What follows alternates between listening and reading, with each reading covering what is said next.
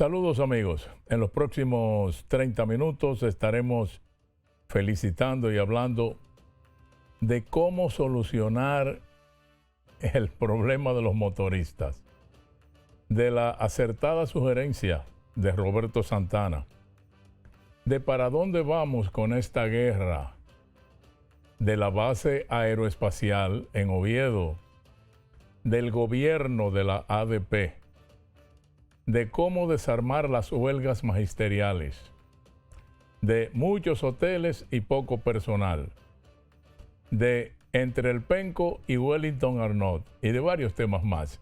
Así que comencemos.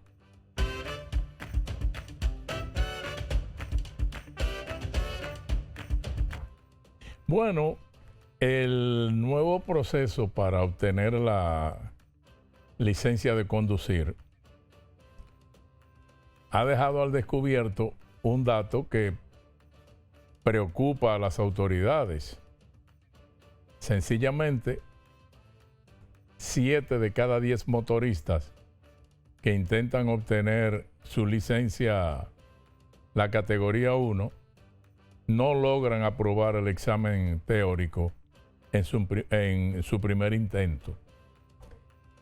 Y yo añadiría, si buscan los videos de las cámaras que están instaladas en las principales intersecciones de la ciudad, van a ver que también esos motoristas se quemarían en el examen práctico, porque no obedecen ni siquiera el respeto por sus vidas.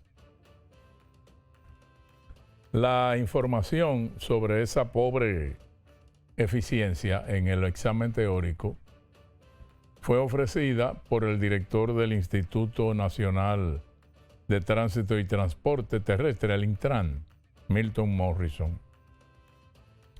Morrison explicó que el alto nivel de reprobación refleja lo que ya sabíamos: un amplio desconocimiento de las normas básicas de tránsito entre los conductores de motocicletas. El nuevo reclamo para obtener la licencia exige cumplir con varios requisitos que antes no se aplicaban con el mismo rigor. Ahora hay que cumplir con una charla obligatoria de educación vial de 45 minutos. El examen teórico de normas de tránsito, la prueba práctica de manejo, evaluación de visión y de audición. Ok. Pero aquí está la gran pregunta. Supongamos que todos aprueben ambos exámenes, que lo aprueben los dos, el teórico y el práctico, y demás cosas que detallamos ahí. ¿Dejarán por eso de violar la luz roja en los semáforos y de meterse por las aceras y por donde les vengan ganas? El joven profesional Giancarlos Altuna, en un análisis que publicó en el periódico El Dinero, dice que al cierre de 2025 el parque vehicular nacional ascendía a 6.640.871 unidades, de las cuales 3.846.694 son motores, o eran motores en ese momento. O sea, el 58% de los vehículos que hay en el país son motores. El vehículo predominante en las calles no es el transporte público formal, no, es la motocicleta. Bien, entonces, sigue diciendo el joven Altuna, una reforma que lleve a corregir el desorden exige voluntad política. Y ahí está el punto de fondo o punto de quiebre del problema, que el país tiene que decidir de una vez por todas. Durante demasiado tiempo, el universo de los motoristas ha sido tratado como una masa social que conviene no incomodar, porque representa un volumen importante de votos y una sensibilidad política que pocos quieren tocar. Ese cálculo ha sido cómodo para muchos, pero ha resultado carísimo para la sociedad dominicana. No podemos seguir viendo a los motoristas solo como votos. Mientras se les mire así, se seguirá posponiendo la formalización, el aseguramiento y los controles reales. Y mientras eso ocurra, el problema seguirá acrecentándose como ha pasado en los últimos 20 años, hasta alcanzar un punto en el que corregirlo será mucho más costoso, más conflictivo y quizás mucho menos viable. Yo tuve la oportunidad de conversar con un agente de DGCET que el hombre, por ser conocido, de familia de mi pueblo y eso, en un acto, yo diría, de extrema sinceridad, me confesó que la orden que ellos tienen es no meterse con los motoristas. Y eso va en consonancia con lo expuesto por este joven Altuna en el artículo que cité hace un momentito. 3 millones de motoristas son como 5 millones de votos. Y ahí está la clave de todo. Voluntad política. Entonces no es cuestión de requisitos para obtener la licencia ni nada parecido. No, es cuestión de voluntad política. Y eso no se ve asomar en el futuro inmediato. Nadie quiere tocar eso. Así que, mire, usted que quizás ande manejando carro, su jipeta o lo como se llame, siga defendiéndose en la calle como usted pueda de los intocables, de los suicidas, porque para mí, cuando yo veo lo que hace, yo digo, son suicidas, que agresivamente se meten por donde les vienen ganas y que circulan bajo una motivación que les hace sentir protegidos. Eso, como dicen los americanos, el motto de ellos es: la agresión contra uno es agresión contra todos.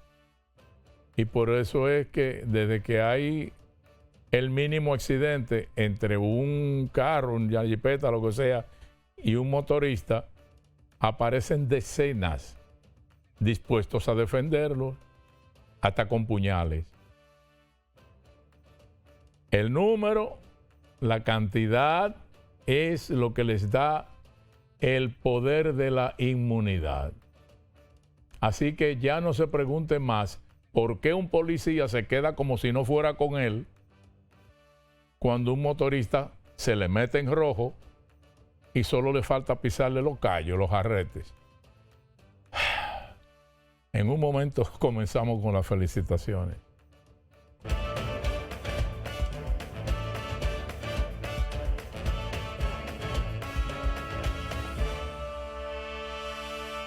Hay algo que se ve HD, que la mejor herramienta para tu negocio la tienes en tus manos.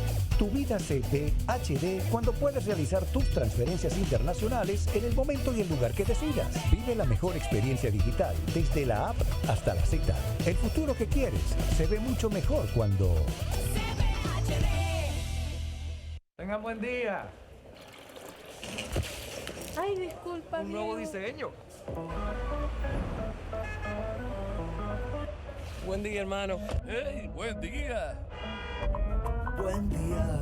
Que tenga buen día. No va buen día. Y este día Ay, no. Día difícil, ¿eh? te digo y buen día. El día está bueno, va buen día.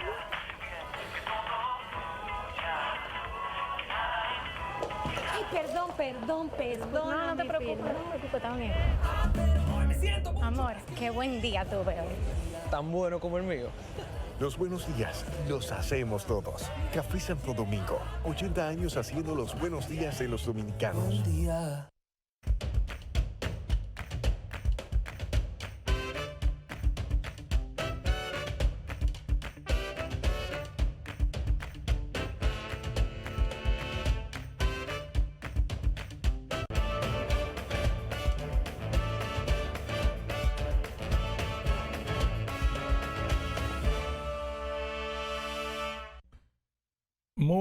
Muy interesante la revelación que hizo el director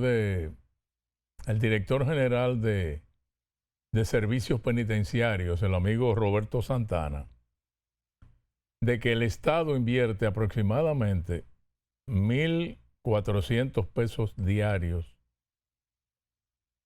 por cada preso que está en las cárceles.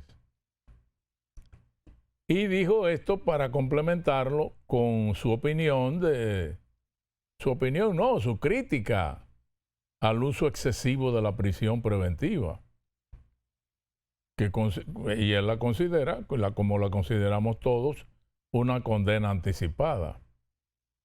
Dice Roberto que en la mayoría de los países, las personas privadas de libertad que no han recibido sentencia son técnicamente inocentes.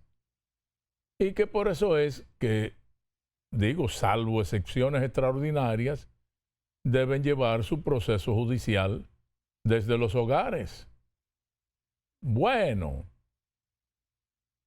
tal como él dice, salvo excepciones extraordinarias, porque a un preso preventivo atrapado por asesinato no se le va a permitir esperar juicio en su casa. Y así por el estilo, qué sé yo, digo que depende del delito, pero lo cierto es que hay un exceso de presos preventivos que quizás esté ameritando la creación, qué sé yo, de una especie de tribunal expreso que trabaje 15 horas diarias para tratar exclusivamente los casos livianos, que son la mayoría, porque, óigame, esos 1.400 pesos de costo diario por preso, no hay presupuesto que lo aguante mucho tiempo, para nada.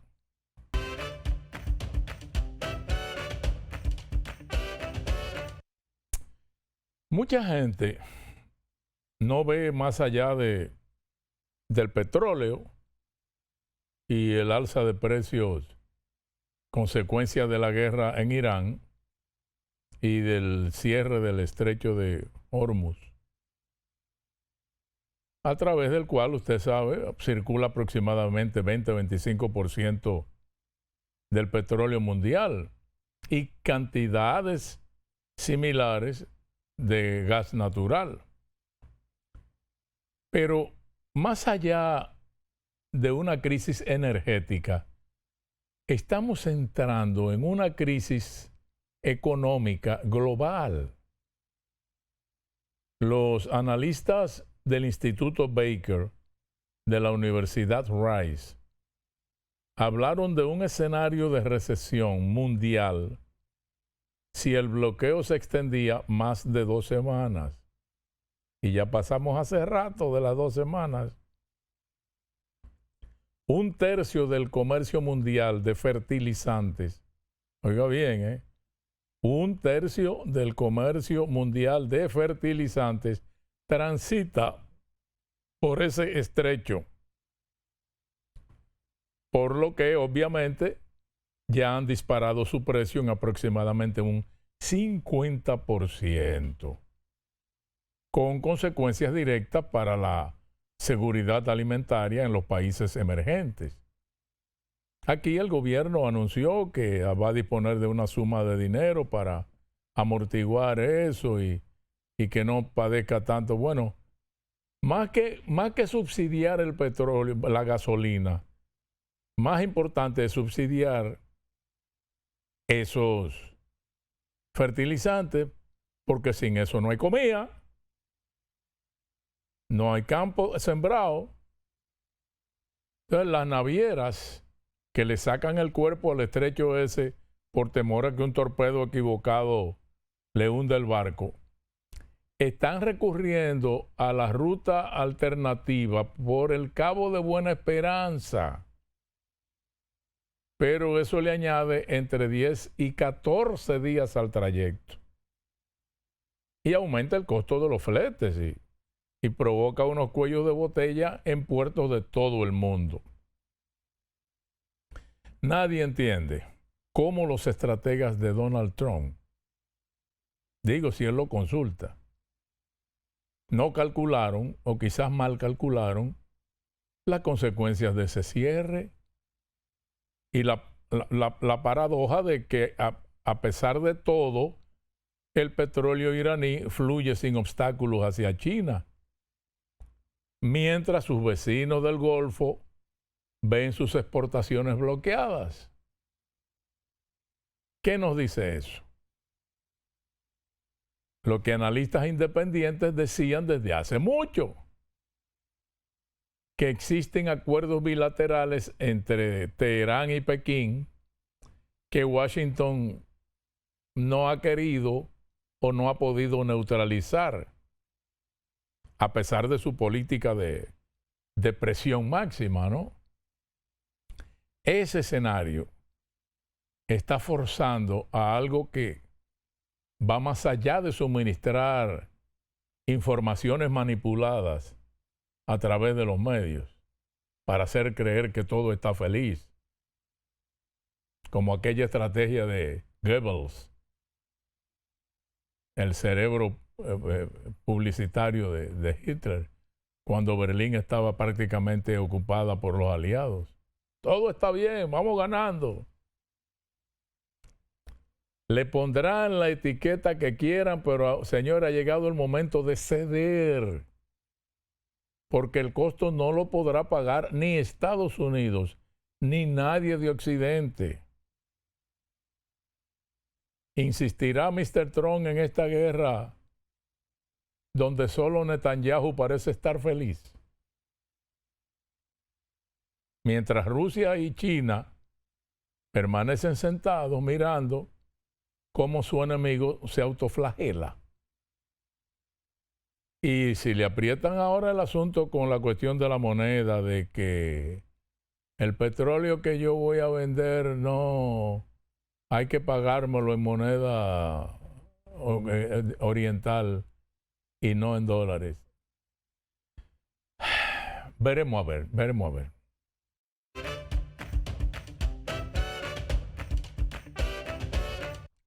Hasta donde se conoce, el proyecto para la instalación de un puerto satelital en Pedernales es algo conveniente para el país. Por lo que se ha dicho, el gobierno lo único que tiene que hacer es otorgar los permisos regulatorios, las licencias, y brindar el espacio terrestre, y que todo correrá por cuenta de una empresa extranjera, norteamericana en este caso, ¿no? Lo que no se ha explicado es si la concesión del terreno será gratuita por parte del gobierno o será una venta o un arrendamiento, y esa parte no se ha aclarado. Se ha escogido ese punto, ya se sabe, porque Oviedo geográficamente tiene todas las condiciones, porque tiene una ubicación frente al Ecuador. Y además, porque otras instalaciones en otros lugares están saturadas, muy ocupadas, y hay que esperar muchísimo tiempo para conseguir turno para poder lanzar un cohete. Y ahora el pleito se echa es en la estratosfera por allá arriba con satélites. Hay miles y miles de satélites. En centros como Cabo Cañaveral hay que esperar hasta 2 años para poder lanzar un cohete. De todas maneras, el proyecto ha despertado ciertas suspicacias en sectores económicos poderosos del área turística, de esos que quieren morder siempre parte de la tajada donde quiera que se huela a guiso. Pero, de todos modos, es conveniente que el gobierno ponga bien claro las condiciones de esta negociación, ¿no? Hay quienes opinan que este proyecto es un movimiento más en el juego geopolítico entre Estados Unidos y China, que China tiene al menos ya 11 instalaciones espaciales en Sudamérica, por si usted no lo sabía, en Argentina, en Venezuela, en Bolivia, en Chile y Brasil. Supongo que de Argentina y de Venezuela los harán salir. No sé si de Chile ahora con el cambio de gobierno también, pero ya hay acuerdos y contratos que no se pueden romper así, ¿no?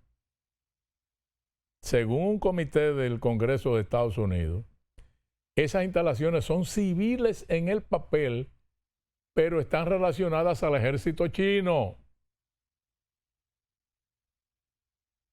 El Caribe, esta zona por ahora, es un vacío estratégico. Así que Estados Unidos puede aprovechar para instalarse en esta zona, comenzando por aquí, por Oviedo. De todos modos, eso permitirá que la economía se diversifique más allá de los sectores tradicionales y que atraigan nuevas inversiones. Perdón, también puede ser un atractivo turístico. El proyecto Cabo Cañaveral en Florida, puerto espacial famoso, es una de las atracciones más visitadas después de Disney World y además generaría empleos. Los dueños de la empresa esta que va a hacer el nuevo proyecto dicen que serán 25,000 empleos, aunque estará por verse porque dice que el personal que va a trabajar ahí es casi todo de extranjeros. Piensan ir entrenando personal dominicano que supuestamente estarían en áreas operativas, administrativas, vigilantes, choferes, jardineros, qué sé yo. Y claro, faltan que nos diga si tendrá algún impacto ambiental, que puede ser otro tema.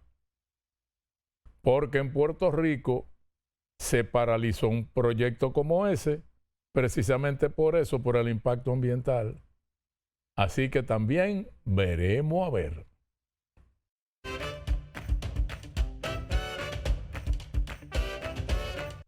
No hay día en que no aparezca en la prensa la noticia de que la Asociación de Profesores va a parar las labores en algún lugar por lo que sea.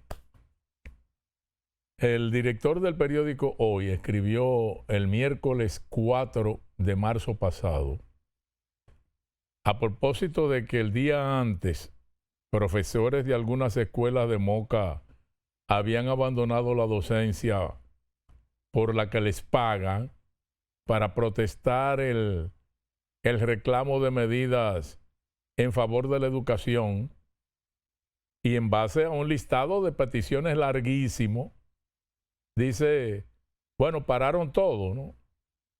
Y dice el director del periódico Hoy que en esa longaniza de reclamaciones solo le faltó incluir que el Ministerio de Educación evalúe la capacidad de los docentes y que los obligue a cumplir el horario de clases, que son tan y tantos sistemáticos los paros de los maestros y los reclamos que hacen, que solo el cumplimiento de un plan político partidario puede permitir la comprensión de un hecho tan nocivo para los escolares y la educación en general. Y que nadie duda que Eduardo Hidalgo, dirigente del PLD, esté obedeciendo a un mandato partidario para estar incentivando todos estos paros sistemáticos. Pero con esto está ocurriendo lo mismo que con los motoristas, que le vuelan a las narices a los policías y nada pasa. A los profesores que paran la docencia, nadie los puede tocar. ¡Viva la República Dominicana!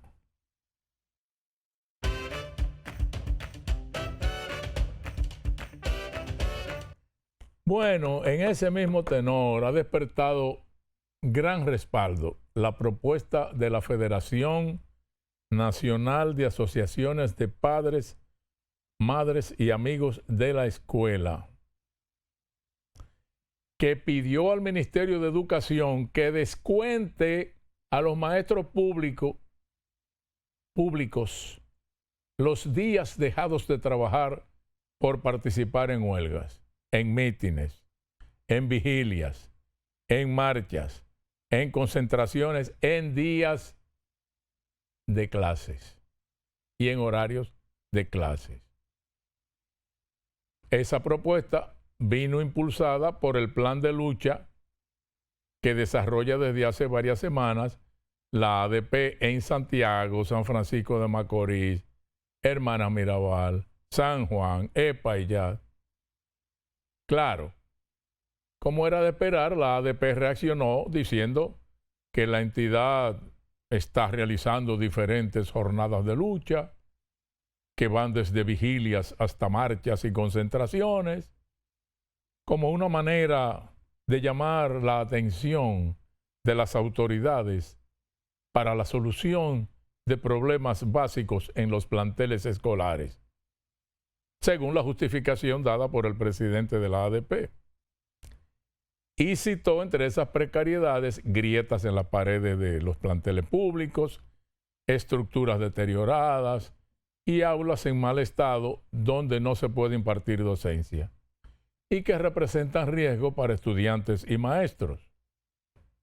Muy bien, profesor Hidalgo, estamos de acuerdo con que si en un plantel escolar no hay condiciones físicas para impartir docencia, no se imparta docencia en ese plantel, pero no en toda la región.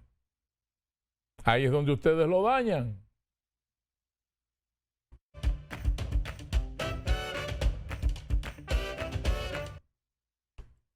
Cada vez que se anuncia la construcción, el inicio de la construcción de un nuevo hotel en el este del país, nos hacemos siempre la pregunta de dónde van a conseguir el personal que requieren.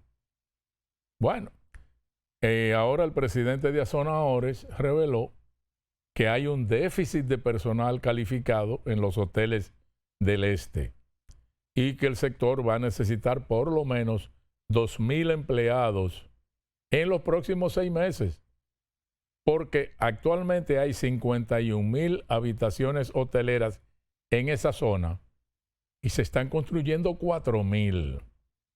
O sea que vamos más rápido en el desarrollo de infraestructura que en el de personal capacitado.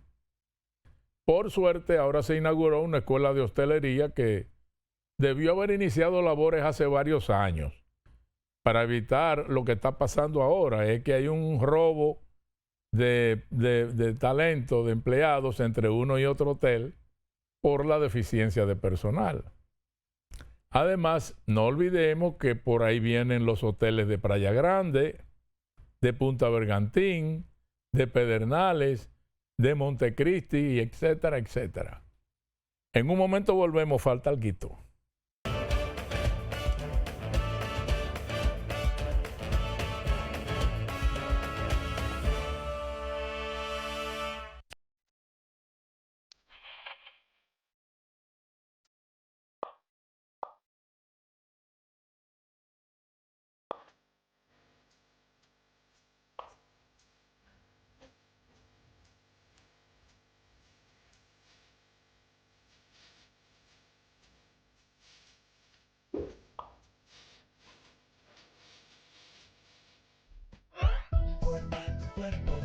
El secreto para estar en forma.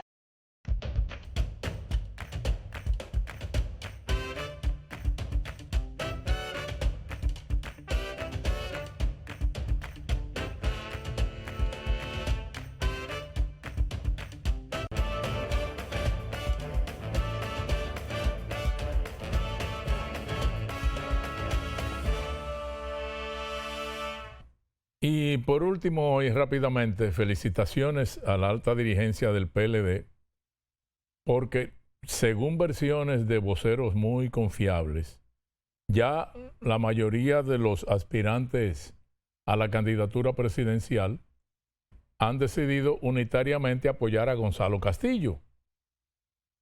Mientras que, por otro lado, parece que está cobrando gran impulso en el Partido Revolucionario Moderno la posible candidatura de Wellington Arnaud, que se dice ya cuenta con el apoyo de Dio Astacio, entre otros varios dirigentes influyentes.